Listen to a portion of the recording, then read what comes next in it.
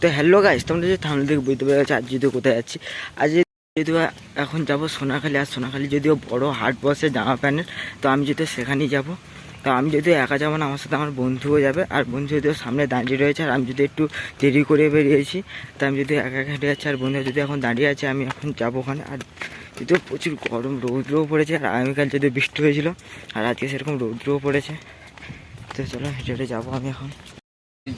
দেখা গাইস কতক্ষণ ধরে এরা দাঁড়িয়ে আছে, আর আমি একটু দেরি করে এসেছি।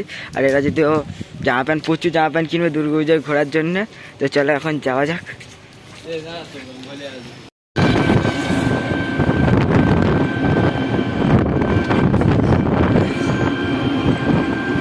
দেখা গাইস গাড়িতে বসে বসে ভাবছে কত কি জিনিসপত্র কিনবে। এই একজন